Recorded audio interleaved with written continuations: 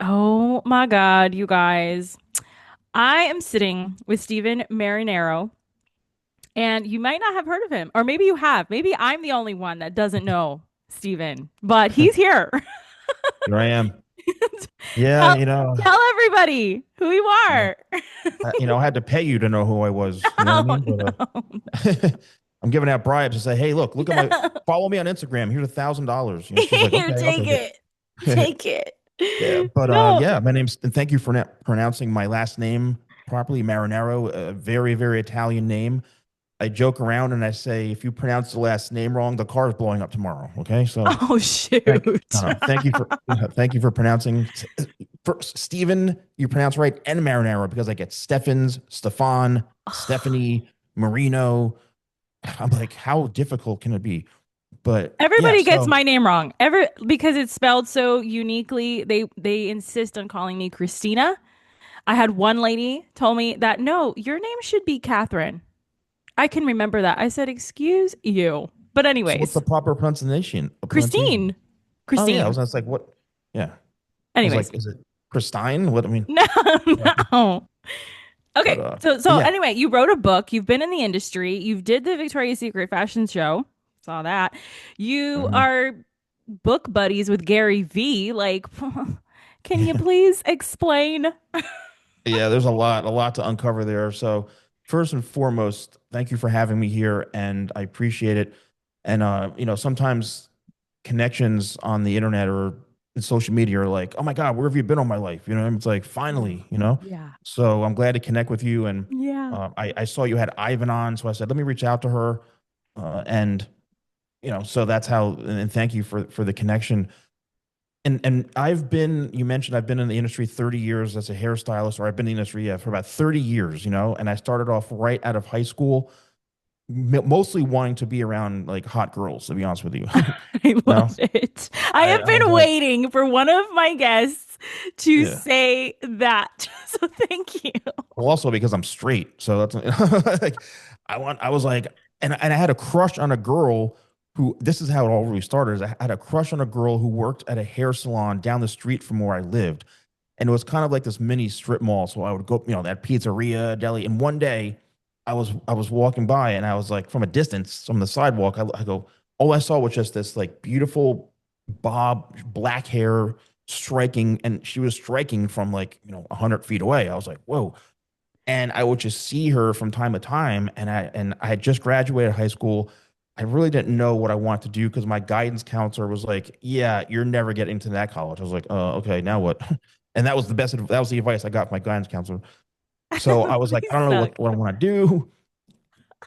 I said, "I need a job," and I went into that salon. And as I got closer and closer, I realized that I'm like, "Oh my God, there she is!" And when we were kind of close, I said, okay, she looks like she's like 40 years older than I am. And I was like, maybe she's, so I had a difference of opinion up close. It's kind of like when the bar lights turn on, you're going, oh, Oh, okay. a But, 10 but she, just went to like a 6. yeah, but that's kind of what introduced me to the salon industry was having a crush on a girl. And they said, are you a hairstylist? I was like, a hairstyle. I'm like, I just graduated high school. I want to take out the trash. I need a job. And that is what introduced me to the salon industry. Then I learned you can go to school for it. And then I went to cosmetology school for 2 years. I went through Votech. So I went Okay. part time, which is basically 2 years instead of doing it full time in the 1 year or whatever, the 8 months or 9 months. So, but the cool thing about that is I was working at that salon throughout the 2 years and then other salons because I jumped around. So I was getting the Sure. real world experience while I was in school.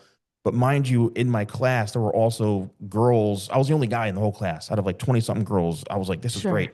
Sure. I did have a girlfriend at the time. Yes. I never messed around, but it was just crazy. Have you I'd kept in walk in. contact with any of these women? uh, no, not really. No, no. Okay. No, to be honest with you, just that I can remember. But I remember the first day of beauty school. Now, mind you, I mean, you don't know me, you don't know my whole. I was a DJ, a nightclub DJ. I can see it. At that time, I was DJing in New York City at a place called the Limelight, which Okay. was one of the most controversial. There's been movies made about it. There's all it was one of the craziest nightclubs in like the 90s. And So I was DJing at that time, and literally my DJing routine was like I would go on at 4 a.m. in the morning and then get home at like, 8 a.m. So the first day of beauty school, now I had this like blonde, like kind of long skater type blonde hair, and I had my Okay. my eyebrow pierced. I Oh my walked into God. cosmetology school and just everyone just went like this. And I was like 15 minutes late and I walked in, I was like, oh my God. So anyway, I going to love cosmetology school, there was people who were like getting it for free because they went to high school. They had that whole hmm program. And I was like, wait, I'm paying all this tuition. You're getting this for free while you're working at ShopRite part time. I'm like, what the hell? Yeah. So anyway, went to cosmetology school. And what really, really introduced me to like the prime time of the industry was going to my first hair show. hmm And it was my second year, which I called seniors, second year of Yeah. cosmetology school. And I went to like the first ever hair show and I walked in and I was like, oh my, it just was lights, stages, people, every models, this and that. I was like, whoa, I never saw this side of the industry.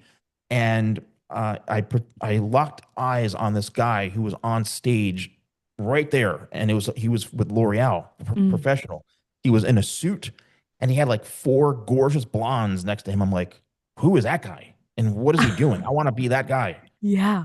in a suit next to hot, beautiful blondes. Yes. Yes. So, you know, make and I'll pause in a second, but I saw that guy at numerous hair shows, and I just one time went up to him and I said, like, what do you? I want to do what you do, man, and he became my mentor for the next like 4 years, and that was. I wouldn't be where I was if I didn't have a true mentorship. He put me through living Wow. hell, and we'll talk about that. But like Yeah. I've been through so much in this industry from starting that long ago till now, to starting the salon guy 17 years ago, being one of the first ever, I guess, content creators. Like this was so new back then. And it all was Yeah. from reading Gary's book, Crush It, How to Turn Your Passion into a Business. And I didn't buy a video camera, and I bought a video camera. Then I started recording motivational videos for people in the salon industry. And then I was like, I want to be a media personality. I want to be like Ryan Seacrest. And started going to hair shows. There was like one or two other people doing the same type of thing. Yeah. Like, I want to be a media person. So I became a media personality. And if you go back to my videos, I mean, I've interviewed so many of the, big name hairstylists. I've worked so many hair shows. I've been covered so many of them, hired by a lot of companies at overtime. So I mean, the sweat equity, the hustle equity that I put into the salon guy early on till now, 17 years later, there's people who are don't even know who I am that are content creators. I'm like, I kind of feel like I gave birth to you. You know what I mean? I'm Like so sorry. I paved the way for every person who's put a video camera in front of them. But that's the Yeah. thing is I've shifted also from focusing on the salon industry and I went Yeah. more D to C. Okay. So that's where my whole business and my business model shifted. And that's Yeah. why I think a lot of people in the industry don't know me, or they may not have heard of me because I'm not one of the, like talked about before, I'm not Right. one of those like egomaniac industry people. So Yeah. I know there's a lot, but that's kind of like, and there's so many more layers to that, but Yeah. you know. Oh my gosh. Okay. Yeah. No, okay. So now that you say that, my first hair show, I want to say vague, like so vaguely. I remember seeing your logo and I'm like, okay, I don't know what There it that is. is. Yeah. See, there it There it is. is. Yeah. Because I was always in a Vaguely. suit. That's why I was always in Yeah. a suit with a microphone. So, Yes. I like, okay, this is very cool for me. Like, mhm. all right. So, okay. So you pivoted, which is great. I am currently in like a pivot kind of moment myself. So, like, let's just be real and raw. Okay. Mhm. Did the industry overwhelm you that you kind of pivoted? Or you're like, I need a break, and like you did like something else, or what happened there? Yeah, that's a really good question. I think what happened was it wasn't because I was so let's talk about what I did in the industry. I mean, Yeah. I trained at Vidal Sassoon in London. hmm I've trained Jacques Desage in New York. I've dedicated, I used to do competitions. I was so dedicated and committed to the salon industry. I became an educator for L'Oreal. So mm I got that role that my mentor kind of Cool. mentored me to get. So I Yeah. became an educator at, I think I was 21 in a Love it. suit, Yeah. teaching guys who've been doing hair for 40 years about hair color. And they're like, you're going to teach me, kid, about hair color? I'm older Yeah. than, you're you. Yeah. So I was an educator for L'Oreal very, very early on. And I learned so much about presenting and public speaking Yeah. and representing one of the largest beauty companies in the world. And, going into so many different types of salons, teaching, thousands of stylists and seeing everything you could possibly see. And then I also became an educator for Paul Mitchell. Mm. So, I have really two big brands under my belt that I've represented and learned so much from when it comes to branding, educating. Hmm. And that's why with my own stuff, I do have somewhat of an advantage of just knowing how to present myself. Yeah. And the one thing that you kind of touched upon was, what was it about the industry that made me shift? I what I was seeing, especially with Paul Mitchell, it was very clicky, Mm. and you had Robert Cromans and Takashi and Stephanie, all these big names who were still with or not with Paul Mitchell, whatever. Hmm. Everyone worshiped them, and there were so many people trying to be them or be in their clique and be in their circle. And when I first started the Salon Guy, I was still doing stuff with Paul Mitchell, but I said they're not going to do for me what I can do for myself. No other company is. And that's, reading the book. I said, I need to take this on full force and go 100% in on the Salon Guy Yeah. and not attach myself to other companies and just do what I want to do because they're not going to do that for me. So that's when I started becoming the name at hair shows and interviewing people and interviewing and just making content. And then what really elevated me and scaled me was I met or had a friend of mine. He ended up being on this like TV show called Love and Hip Hop. Hmm. Um, Yeah. and his name is Maurice, rest his soul. He actually had passed away, but he said to me, he goes, I see what you're doing, but like you're not going to get anywhere interviewing like Tom, the salon owner, or like Maria. I'm like, what do you mean? I'm the salon guy. He goes, you have to attach yourself to things and people much bigger than you, like celebrities and reality TV and fashion. I'm like, what are you talking? Like, how the hell do I do that? He gave me a 101 course on how to do that, what to do, go to Fashion Week, do this, get a Yeah. video camera. And he literally laid out the blueprint to go from recording and filming salon owners and hair shows to major, major events. And that opened the whole door to scaling me from the salon guy interviewing hairstylists to then interviewing real actors and celebrities and fashion designers and going to shows and then being on television. I was on that show Jerseylicious a handful of times. I got a lot of publicity Yeah. from that. Yeah, Yeah. you were. Oh my The whole God. episode, one whole episode was about me, about the salon guy, because I was saying that they were shutting down and they weren't shutting. The whole thing was kind of, it was so scripted that I didn't know what was going to happen. I was like, wait, you want me to? They were like, you're the Perez Hilton of the salon industry. I'm like, no, I'm not. And Yes. it was just this whole thing of the salon guy. We got to impress him, and oh god. But Jerseylicious. anyway, Okay, wait. Am I getting this? Am I getting Jerseylicious confused with the Gatsby Salon? no, that is it. That's That's the it. show, right? Yep. Well, I have been trying to get a hold of Gail, okay? Oh yeah. Because I'm trying to get her on the Beauty Pro Oh, podcast. did you have you messaged her and DM'd her and all that, or Yes, I have Miss Gail if you're watching. yeah, come Yeah, on, I girl. have. I have actually. But Yeah. anyway, I know they're I think filming, I think they're coming back. So Really? I'm giving them some grace. Yeah, they Jerseylicious, the Gatsby Salon, Tabitha Coffee, Tabitha takes those were major influences for me Mm-hmm. to Jonathan Anton, Blowout. Remember Blowout? yes, yeah, like all of those shows like they were all around the same time of my first hair show, so I was just Mm-hmm. injected with oh my god. And so that's where I have seen you. Oh Wow. my god, this is Don't hate so me now. cool. That's what I'm saying. Is I go so I belong in a museum. Like I told you, No, I'm a you mummy. belong front and center. We're Yeah. gonna reintroduce you, sir. I appreciate that. Yeah. Well, I really appreciate that. But yeah, I mean that opened up a whole thing. And then I've been on TMZ, I think 9 times. I've been on Good Morning America. I've been on Fox News. I mean, that's the thing is it went from being, local to then really expanding, going to the Oscars, filming at Victoria's Secret fashion show, interviews. I mean, the list goes on and on. And that's what I'm saying. It's all on my YouTube channel. over this. I have over 3,500 videos on my YouTube channel. And then I launched my own hair product company. And Yeah. I mean, there's so many layers to what I've done that, Yeah.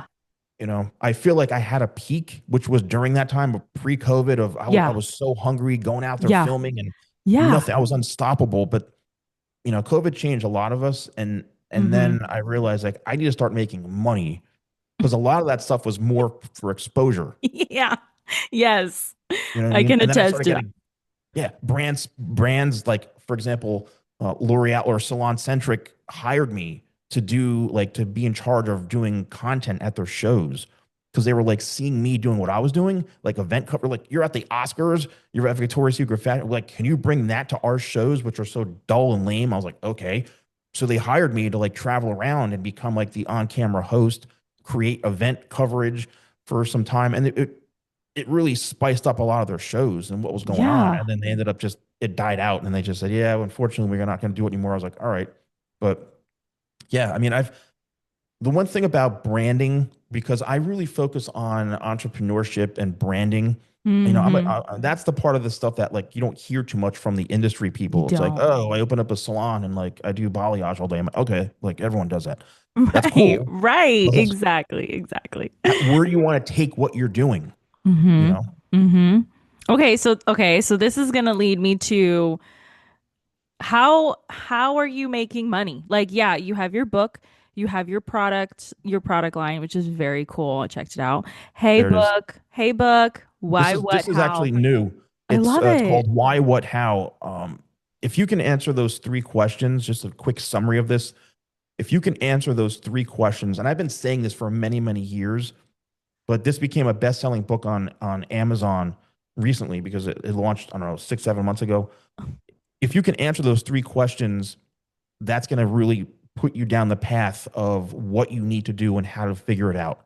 Most people Amen. get stuck on this, you know. Yes, yes. Okay, so as a certified coach, I do preach on this all the time. But if you don't want to listen to me, that's fine. Listen to Stephen, okay? Get his book right Eh. now. Um, that is so okay. So this is how, I mean, I'm not trying to You asked me be if I'm how like, how are you how making I'm money? making money. Yeah, because people want I'm to know not. I that. haven't made money in 7 years, to Oh be no. honest with you. No, no. But no, it's a really good question because the traditional route of what I did is I always tell people make sure you obviously have some sort of income. So I was Yeah. always working at a hair salon, right? Okay. There's my income, seeing clients 3 days a week, 4 days a week. There's my, back then I was like, oh, I'm making $500 a week. That's amazing. I mean, little did I know. I mean, we Right. don't really, as hairdressers, we don't really know what like big money is. And Right. at least back in the day.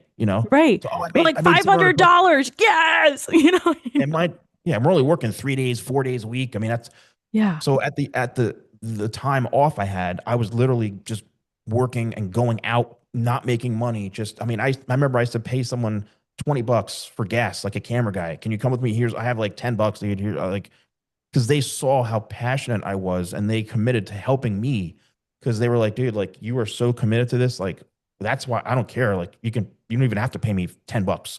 I'll, I enjoy doing this. And because that's kind of passes on to other people. It's Mm-hmm. contagious, the passion, Totally. Totally. and seeing how I work, I'm very strategic and very tactical in how I operate. That's based off of other things that I've done in my life, training and different things I've done, which was completely out of the industry. But like I've become very tactical. So I didn't really know how to make money until I was getting approached by companies saying like Salon Centric, hey, like do you do this for brands, for companies? Like I can. And then I was like, well, how do I charge? How much? Then I Mm-hmm. started to see like that part of the business. Then I realized, well, I can get companies to pay me to do certain things and create content for them. And then it started to kind of grow and grow. And then the products came into it. And then I realized like the salon industry is not really where I need to be because it was becoming very saturated and again, very clicky and this and that. And I'm like, and when I was doing YouTube videos at the same time, I was still scaling my YouTube channel. I was getting more interest from consumers, what products you were using. And I'm like, if I recommend this Paul Mitchell paste one more time or this Bumble and Bumble paste one more damn time and I'm getting nothing from it, I'm like, wait, people care about what I have to suggest. I need my own stuff. That is what introduced me to like the product development, which has been years and years of all different types of things. Sure. Uh, but I said, hairstylists aren't buying my products, consumers are. And that's when I started to shift more, going more direct to consumer. So the primary sources of income are my YouTube is my YouTube channel from earning from ad revenue, and then my hair products. I don't really do a lot of brand deal stuff anymore. I don't really do that. It's mostly pushing that. Everything is all under one umbrella of the salon guy. I call it a virtual hair salon. I do have a salon in the metaverse, believe it or not. Yeah, I've had What? that for a couple years. That's where you're But teaching haircutting, right? no, no, I Is do that, that oh, on YouTube, and I have like some private courses that people can buy on like okay. Kajabi or whatever. Okay. Um, but but lastly, I'm doing virtual. This is so great. I mean, I literally should make a course on this alone. But I'm doing virtual hair consultations I saw because that. I've retired from clients after 30 plus years. I'm no longer seeing clients, no matter what celebrity I've done, this and that. People here in the studio I have, I couldn't take it anymore. After 30 years, I said I need to just focus on myself. But what's happening now is I've made this shift, and I think I'm the only person in the industry doing it because everyone's working in salons. They're not Yeah, doing what I'm doing. sure. So I made this whole new business model around virtual consultations. I charge $175 for 30 minutes, and For I've three worked minutes or 30 minutes? 30 Oh, I minutes. was like, damn, three Yeah, I minutes? wish Yo. I could probably charge more, but I really enjoy doing this, Yeah. and I've only it's fairly new, Hmm. but I've made probably close 3,500 bucks in maybe 15 hours worth of time. And that's from just adding them all up since I've been doing it. I've Sure. done this Yeah. many consultations times this is the amount of hours. Yeah. Yeah. So I'm saying to myself, like, and I enjoy doing that. So I've created this and opened up this new form of income where it's like a Zoom call, Hmm. and people literally pay me for me to tell them what's wrong with their hair and what to go back and tell their hair professional. And it's a very, very specific type of customer. It's like almost like your ideal customer that you want because they listen to you, they don't challenge you, they soak up everything in. They're more middle to upper class people. Hmm. It's the ideal customer, to be honest with you. So I'm doing that like maybe once a week. I'm actually getting like 3 to 5 a week, but that's me not even promoting it. Like I never even talk about it. They just find me. This is very cool. Yeah. And I don't even talk about this because I'm going to launch a course and scam everyone for $27 a month. No, I'm just kidding. But yeah, so Wow, that is cool. That is very, my mind is blown. Can I share my insight that I yeah, am the vibe Miss that I'm being? Coach. Yeah, like exactly. Mhm. It just sounds like you were so into people. Like it was just like people, people, people, people, people. Like all like hardcore that you're just like, I'm Mhm. done. You guys can pay me now if you want to talk to me because I'm tired. Pretty much. I mean, Okay. you become basically your life revolves around other people's schedules. Yeah. And I was tired of getting the text messages at 8 p.m. Oh, my hair, this or 6:30 a.m. in the morning, waking me up asking if they can come in at 9 a.m. And I'm like, dude, I couldn't take it anymore. And Yeah. I really do miss a lot of the clients. And I feel like, Yeah. I never want to say it's their fault. It's not. Mm-mm. I mean, I love a lot of those people. I still keep in contact with some of them. Um, the last big name I've had here in my studio was Noah Schnapp from Stranger Things. I cut he actually DM'd me on Instagram. Oh. This, yeah, this was like, I think it was like 3 years ago. It was right when like COVID like had just started or like, and it was in that COVID phase. Yeah. And he was like, I think it was season 4, not this one, but the last one. Yeah. And he literally DM'd me on Instagram. And I was like, who is this? And he's like, hey, I see all your videos on YouTube. Like, I want that like TikToker type of hairstyle. Do you cut hair somewhere? Can come see you? I was like, yeah.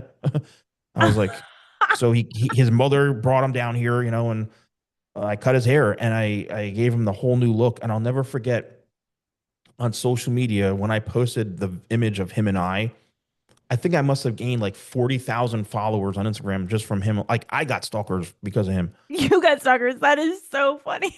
And his hair, everyone commented, they were like, "Oh my God, his hair!" Because I gave him a whole new look, Yeah. that like flipped up, textured kind of tick. That's when TikTok was big, and Yeah. that also helped kind of catapult my popularity. Was doing TikTokers and making that whole fluffy hair I go remember viral. that. Like I I was doing a remember lot of that. that, you That know. was you.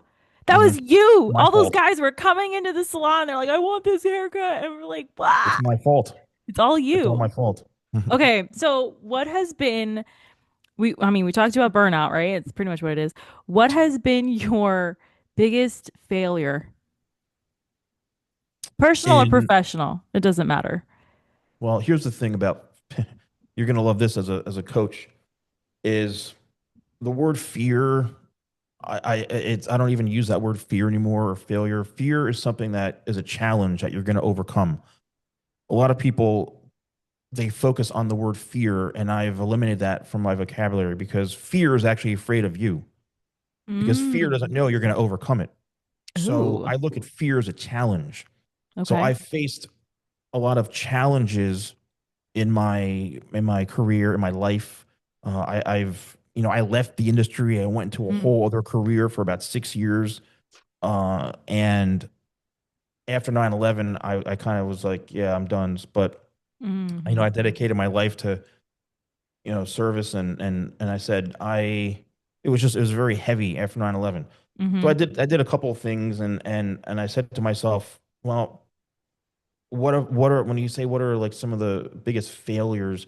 I don't think anything I've ever done was a failure. It was more just like a lot of challenges, Mm. a lot of challenges, and that took a lot of courage, a lot of Hmm. dedication, a lot of Yeah. persistence and passion, and not giving up. Yeah. Because we all face them. That we can look at those as failures. Everything we can look at as a failure. I mean, I have to challenge that every single day. If numbers are down, or this is down, or that's not up, it's something that I have to overcome emotionally or mentally, physically, Hmm. whatever it is. Hmm. We all have to overcome those things. So Yeah. I try to reposition fear and failure as challenges, because failing means like, oh, I didn't win the race today. Okay, well, I failed. I didn't win, but Right. I participated. So, So it's a so win anyway, because you got to do it. yeah, Love I it. understand why you would ask that type of question, but with someone like myself, I think that's why I wanted to kind of position it a little bit differently Yeah. with my answer, and I hope you kind of respect that I because love it. you know I love it totally. a different approach to what most people think. Oh, my biggest failure. Oh, when I didn't pass. When I didn't do this. I'm like, well, everyone says the same thing, That's true. It's That's like, true. Okay, so what is a current maybe struggle that you're going through now? well, I've been single for how? No. So let's see. I Actually, hear ya. I'm happily single. To be honest with you, like as I mentioned before, my dog is the only woman I can afford right now. To be honest with you, Yeah. my whole life has revolved around women. Between being a nightclub DJ, being in the hair industry around women, the numerous girlfriends. I mean, you know, You're burnt I am out with them unhappy. too. It's the list goes on and on. I mean, let's not go down that road. No, we But won't. but I've had my fun. I've had, Yeah. but at the same time, like I think for me, especially now, like Hmm. present day, because there's so much competition out there in the space Hmm. that I am in. Yeah. So I completely detach myself from the salon industry to an extent. I Hmm. would say I'm holding on by like 5% of my interest in the salon industry. Hmm. Um, the rest of it is so focused on social media, content creation, my product line, and what's Yeah. happening right now. And you probably see this, especially if you live on social media, and that's TikTok, mostly Instagrams, YouTube. What's happening is there's so many people that are entering in our space who have never picked up a pair of scissors in their life. They're not hair professionals. They're these teenagers. They're 19-year-olds. They're making hair products in their basement. They're living in LA. They're BFFs. There's all these big influencers, and they're talking about ingredients and blah blah. But I'm like, can you do a haircut? Like they don't even know how to cut hair, or they're ex barbers or whatever it is. The most challenging thing right now, for me at least, is seeing how much money these people are actually making. Like it's ridiculous how much money they're making, why they're selling so much. And that I'm not that type of person. And I try to Mm. compare myself a lot. And I go, and because it's really painful to say, wow, I sold, 30 units of things today. Meanwhile, they sold like 3,000. I want to jump off a bridge. How is that possible? You know what I mean? Like, these Right. are a bunch of tween, Yeah, kids a with little. nice hair and abs. They're not even hair professionals. How Yeah. are they even selling hair products? So the challenge is real. The challenge is real time. How do you get more sales? So my only strategy, and I think the one thing that is actually holding me together and the real differentiating factor is that I am a real professional and I can cut hair and I can do tutorials and I can be that real professional. And I'm the one that I'm like, oh, okay, you want to buy a hair product from me versus Chad? Hmm. Well, guess what?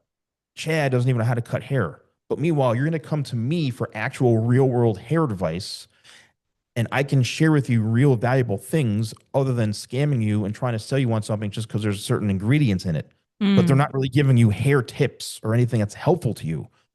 So I think what's keeping me afloat is that I am so different and I am such kind of an OG in a sense where it's Yeah. like I'm the one still doing real haircut tutorials, 45-minute haircut videos that I've been doing for the last 17 years. Hmm. So that's what's keeping me afloat. And my customer base is not the 19, 21-year-old who use the words like, your hair's cooked, bro.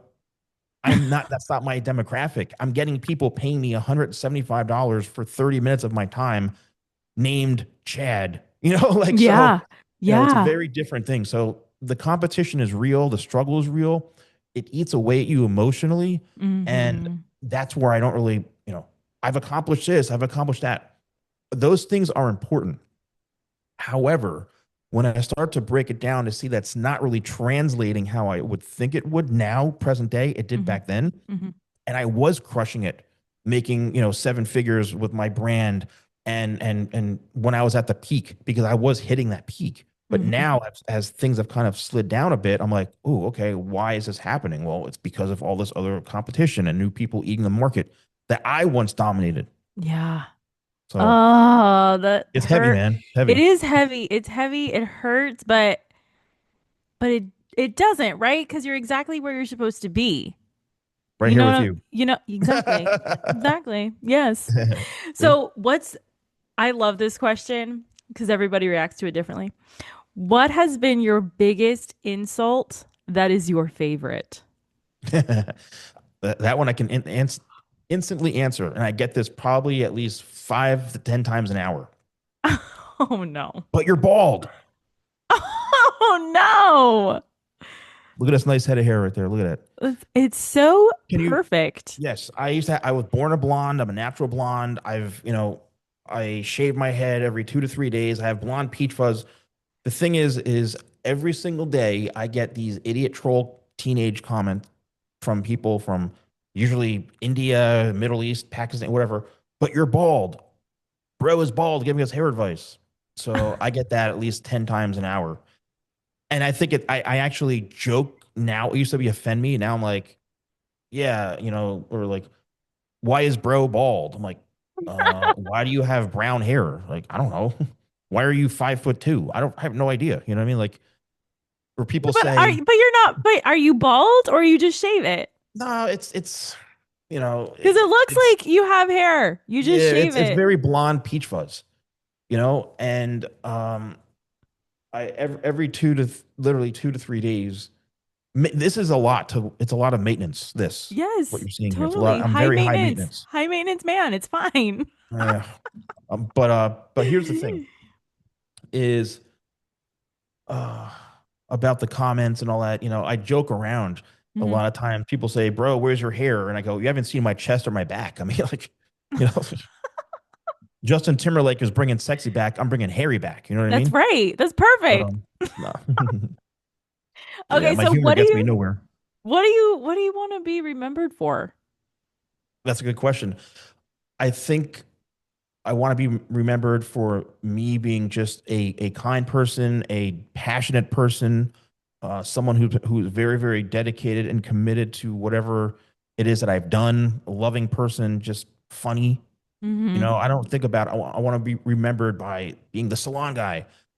That's fine. But like to me, it's all about anything you do is how you are remembered, right? Mm-hmm. I learned that years and years ago Mm.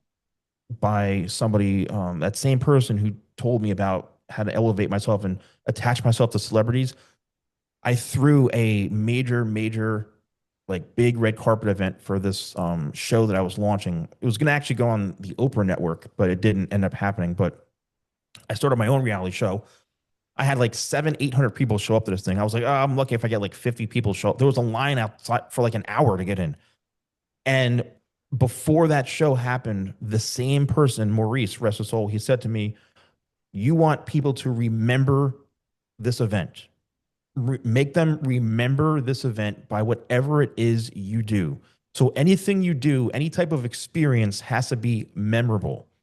So whether it's something like this, whether it's a YouTube video, whether it's a product, whatever it is, to me, how are people going to remember the brand, the experience? And that's what I've really focused on, and that really comes from the person you are, I think. Yeah. And that's a lot of what I've focused on. So being remembered is all about like you get what you whatever you put out, you're gonna get back. Yeah.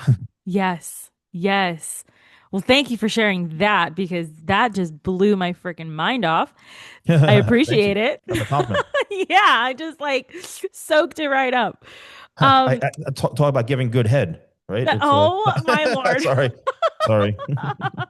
You have that type of personality where I can, It's you know, fine. I'm all flip about over. it. This is a judge-free zone. You're so friendly and fun Thanks. that that's dangerous with me. Oh, okay.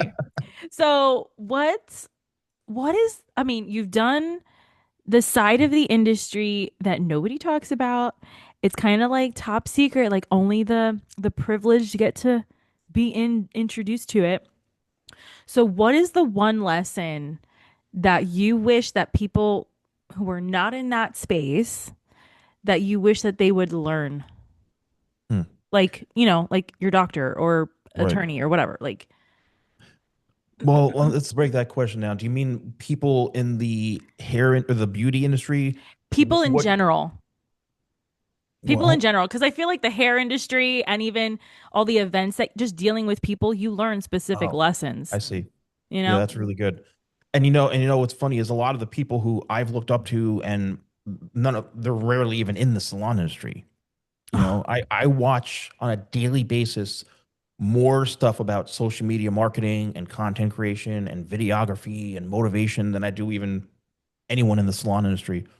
But I also started doing, kind of business consulting and Yeah. some coaching. Yeah. But a lot of the podcasts that I've done over the last, let's just say, year or so have all been based around branding, Mm, how to build a brand. Everybody wants to know, how do I get more views? How do I build a brand? How do I get this? How do I get that? And that really became my specialty is is mm. is building that up. And I think it goes back to the book, Why, What, How. I am so excited about this book. I Oh want man. it. Yeah, I think if you go to Amazon, just type my name, Stephen Marinaro, and Yes. that's me. Let me just show you this real quick here. Yeah. That's me right there. That's him, you That little guy is guys. me. The links are in the show notes for sure. Oh my Yeah, if you go God. to Amazon and you just type in my name, Stephen Marinaro, you'll see it. There's two books of mine, but Why, What, How is The and this is newest. a tactical, it's a short read, but a lot of the business books that I have and I've read, I'm like, okay, I'm on chapter 17 of how the daughter played soccer for 9 years. Okay, when are we getting to the meat and potatoes of it? Yeah. So I wanted this to be an extreme tactical handbook. There's Oh, exercises in here. there's It's a heavy, graphs. heavy, intense read, but it gets right to the point, and you can see the reviews. But the why, what, and how, I think it just applies to any industry, any person. The why is, why do you want to do what you want to do? The what is, what are you actually going to do? And the Mm-hmm. how is, how are you going to do it? Mm-hmm. It's very surface level, but when you break it down, a lot of people end up failing and getting stuck on the how part of it, Mm-hmm. because they're Mm-hmm. like, oh, I know why I'm doing it, because I'm motivated from this, and I have the drive. I'm like, okay, there's your why. That's your fuel. What are you gonna do? like, well, I love, cooking. I'm a huge cooking fanatic, and I want to, I love cooking and I want to showcase how good I can cook. Okay, so how are you going to do it? Well, I'm going to film some videos. Okay, let's break that down even more. You're going to film videos on what? A camera, a professional camera, an iPhone. How are you going to light it? Like, how are Yeah. you going to edit your footage? Yeah. How Right. are you going to upload it?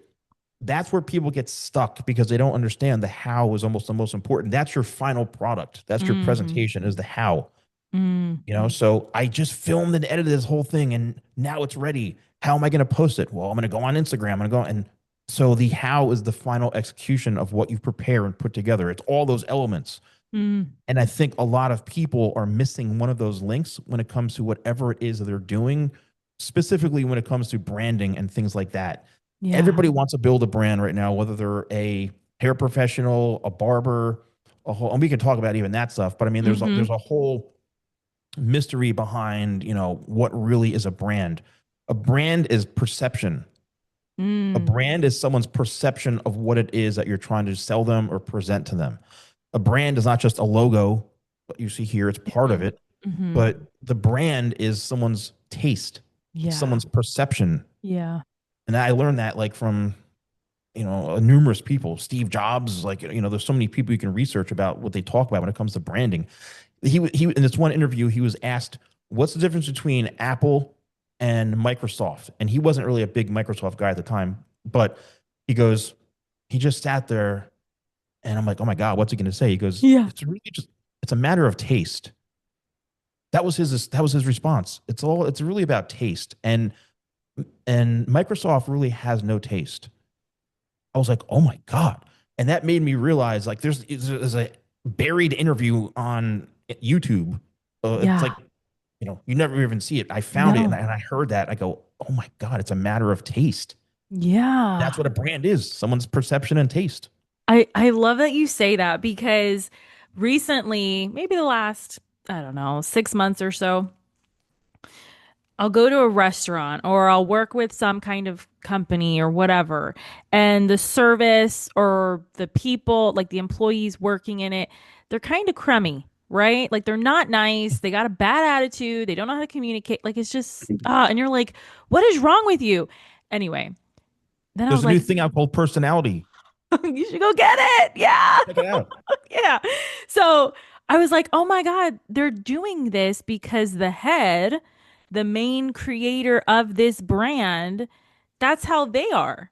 That they're not, I mean, am I on track here or You could not have said it any more perfect. I mean, literally, okay. as you're saying this, it starts from the top. Yeah. It starts from the top and it trickles its way down with any sort of there's time how often have you or anyone watching or listening have gone to the local Whole Foods, well, not Yeah. really even Whole Foods supermarket, and you walk up to the counter and hey, how you doing? And they don't even look at you. Yeah. And I say, I have to, and I go, hello. And they go, huh? I go, Yeah.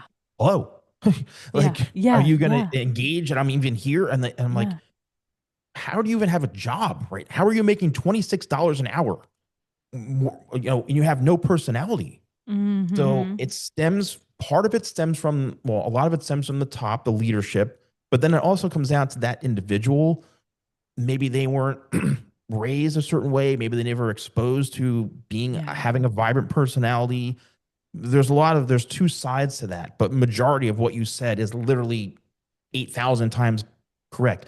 The only problem is that upper tier or that leadership is not going to know about how, Tom the waiter was a complete douche or he had no Mm-hmm. personality unless the customers you go back to the management and say, hey, look, man, Tom, he was probably the worst waiter I've ever had in my life. Yeah. Yeah. Then they can handle it that way. And they may brush it off but again, it starts from that, kind of funnel down from the culture. I used Mm-hmm. to talk about what's a salon culture 20 years ago. I was saying, do you know what your salon culture is? And most people don't even know what that meant. Yeah. So everything is especially you're a salon owner, right? A salon Yes. founder. Yes. I'm sure you have some sort of culture, Mm-hmm. a belief system, Yep. an aesthetic, Yep. a work ethic. What do you base it off of? You? That's a good point. Yeah, actually. You know how I'm sure you have done this or have seen this, like some salons completely unethical and yet they're so amazing and like they're fully staffed and you're like, are you serious? So you go back and you try to do the same things that unethical tyrant is doing and you're like, I'm going to do that too. And you're like, why doesn't it work? Because you're not being you. You're not doing what works for you, what's authentically good for you and your soul. So yeah, that's how I base my Yeah. culture in my salon. I've done some digging in your, and I see you've interviewed. There's a lot of people you've interviewed who I don't know or heard of maybe, but I saw like I know Nick Rojo, Yeah. Romans. I saw you Yep. interviewed them, and I'm like, oh wow, she got them. That's amazing. Um, Nick Rojo specifically is a great person to learn about when it comes to culture. Robert Mhm. Cromans too, but he's a showman. He's a Paul Mitchell guy. I used to I've had it out with him numerous times. But everyone looked up to him because he was the culture. Everyone Yeah. worshipped him. He's a Yeah. great showman. He's a great business guy. Like he really, that's why he is who he is or who he was. Yeah. Nick Rojo, I didn't listen to that, but I saw the list. I was like, oh Uh-huh. wow, she got him. And I've interviewed him numerous times on camera and stuff like that. Yeah. And he is the ideal rep because I said to him like years ago, I said, you have the full spectrum. You've got the school, the products, the Yeah. salon, the culture. You have all of it, and it stems from him. Yeah. And Yes, he's the owner exactly. of it. It's his company, Yes. Arojo. So Sassoon, all these people Yeah. with brands. It all comes down from the culture, Yeah. right? Of who the individual is. That's why the salon guy is me. My logo, me. I started off being in a suit all the time. And I Mm-hmm. was known for doing interviews, and that's why it's me sitting in a chair because I was always sitting down in a chair interviewing people in a suit, and that's where it came from. Even interviewing at hair shows, always in a suit, whatever I did, so people Yeah. knew me. It's like, That's and so cool. yeah, so yeah, I the l- culture it comes from you. Now, how does that translate into better sales, more business? It does, but it depends on who you have as that staff. You know how many times I've worked in salons over the years where I was me, and then you get like some girl who's like some ghetto snob in the back room, like some assistant who's just being real snobby with you, has a total attitude, and everyone. I'm like, oh God, like it's so toxic. So Yeah. it could be the toxic environment. Like you can have a Yeah. great culture. A lot of salon owners want to keep bodies in the salon. Yeah. They don't care. They just need the bodies. They Yep. need the assistants, the this, that. They need them Yeah. because if Yep. not, the whole salon falls apart. You know what I mean? Yep. For Have you sure. how long have you been an owner for? Oh my God. Long Like more than time. 10 years? Yes, because it is a family business. But then I Okay. will say officially, like coming into my own, probably I'll say 10 as Okay. like myself. But yeah, I have been in this industry since in the womb. So there's How many that. salons have you Just worked in? one. We've just one. I see. So, That was so that the no, IC was I very see. I see. intense. Nah, it was because the only reason I say that, and this is very common. It's actually not even a bad thing. It's very, very common to work in a salon where you're a stylist. Say you're in a salon with 10 people, right? Or 10 stylists. Okay. I would say 97% of those stylists have only worked in maybe one other place. And now Mm, they're in their current place. So that makes number two. You've been in the right. industry for 15 years and you've worked in two salons in your life. That's fine. A lot of times, what happens, and the only reason I can say this is because I've been in hundreds upon hundreds of salons Yeah. teaching for L'Oreal, teaching for Paul Mitchell, and being out there as an educator. That was my job to go into salons. Yeah. And I've been in little kitchen size salons. I'm like, what? This is a salon. What the hell? Yeah. To gorgeous, massive, huge level high end salons. I've seen everything. A lot of times, and this is something you may find very interesting. We can talk about that mentor. His name is Timothy. I haven't Hmm. talked to him in years. Before I got the job with L'Oreal, I think it was 3 years of experience working in salons. And I was like, "Do you know any good salons?" I was currently working at one, but I Hmm. figured this guy has to know a great salon to go to. Yeah. You know what he did? He goes, I'll help you find a salon to work in. I'm like, okay. I want you to interview 75 salons and I want you to rate them from 1 to 10. And I'm going to give you a month to do it. I said, what are you talking about? And he goes, yeah, interview 75 salons. I said, you can't be, you're kidding, right? He goes, no, 75 salons. I want you to write down the names of all of them, who you spoke with, and rate them from 1 to 5. And I said, and everything this guy did, I said I did. I listened to because he was my Yeah. mentor. Yeah. And I said, so within a few weeks, he goes, do you realize that there's 14 salons in this town alone? I was like, what? So I was like, okay, I guess I get it. Yeah. I literally interviewed 75 salons Oh, between New York, New Jersey. I went all the big names, yeah. the cream of the crop in Manhattan, asking for a job, just interviewing them. And what I saw was just mind blowing to see how the highest level salons operate from a culture, from an operational standpoint, from a service standpoint to, like smaller scale salons. I learned so much just from seeing what's out there. So when I hear stories like yourself, or I worked in one salon, I worked in two salons, I'm like, okay, that's you're lucky because Mm. you haven't seen the disasters that are out there. And after all the years of putting me through hell, he goes, "You're finally ready." And he goes, you've done it." And I go, "What? I'm ready to hang myself right now. What are you talking about?" Oh. He goes, "Now you know what not to do." Yeah. And I was like, I didn't understand that at first. Hmm. And he goes, "You've seen the worst of the worst. Now you know what not to do in your career." I said, "Holy I mean, that just to Yeah. this day, Yeah. it opened up my eyes." And I talked to a lot of people who have been somewhat challenging to me in the past. When I was building the salon guy, people used to make fun of me. They would mock me working in salons with other hairstylists who had no ambition, who've worked in one other place their whole life, and make fun of me. Oh, what the hell? Like, Steven, whatever. He's such an idiot. They make fun of me, Mm-hmm. but they had no idea what was really out there because they Mm-hmm. went from working at Kristine's salon to like Mary's salon. Mm-hmm. There's a Mm-hmm. lot out there.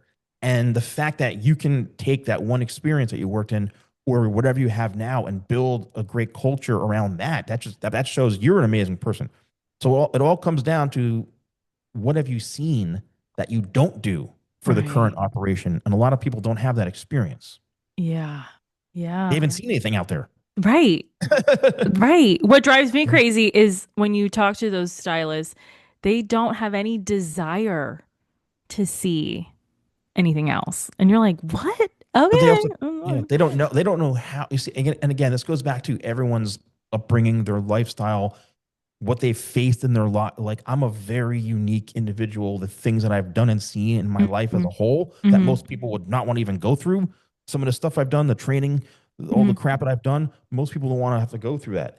Yeah. And I put myself through that specifically because I want to change careers, and I was like, I want to be a hero, I want to do that, whatever I did. And yeah, and then afterwards, I was like, you know, it helped me become very strategic and tactical with what I do now. Yeah. But most people don't have that, or they don't want to go through that. So they live their happy life of just doing what they do.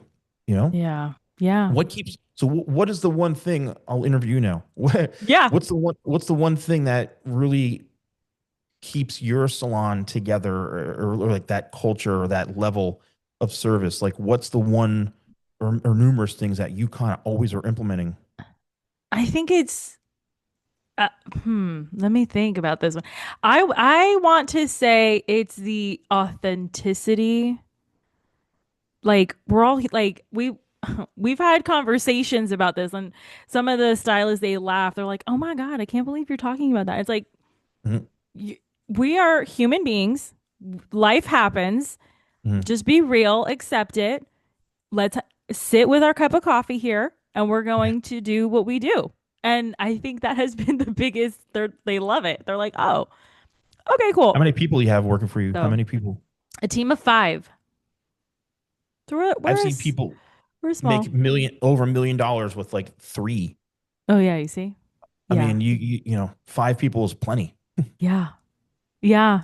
And if you have a good group, if you're the leader, I'm assuming you have a really, really, really good group of people.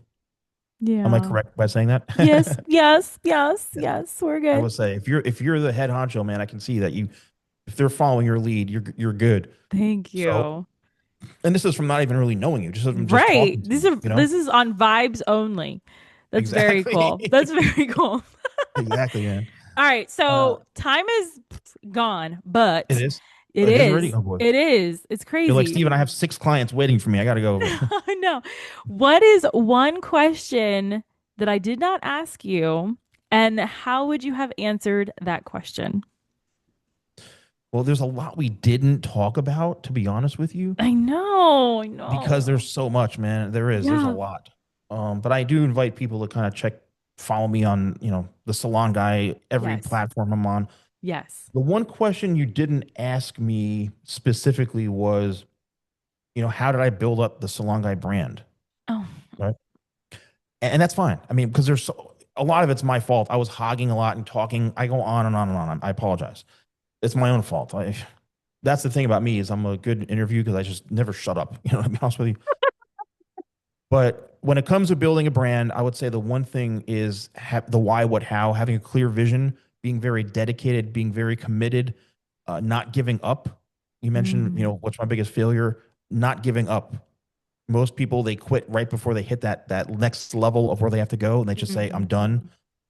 They don't have patience. They don't really put that extra hustle in or make sacrifices. hmm Those are all elements of what's needed to build something sustainable to where, Yeah. yes, I became a seven-figure business by me on my own, like no investors, no, one dude, and just grinding and hustling and not giving up. And even to this day, I have to force myself because I get very complacent sometimes. hmm I have to force myself to say, I got to keep pushing, man. I got to keep doing it. I got to make the content, the products, whatever. I can't give up. I'm too hmm far in it to give up. Yeah. Oh man, I love it. I do. I am so appreciative of you, Stephen. Thank You you. too. You Um, kidding me? if you guys are listening, watching, all of Stephen's contact info, the book, the products, all the links, they are in the show notes. So make sure you check him out, and I'll talk to you later.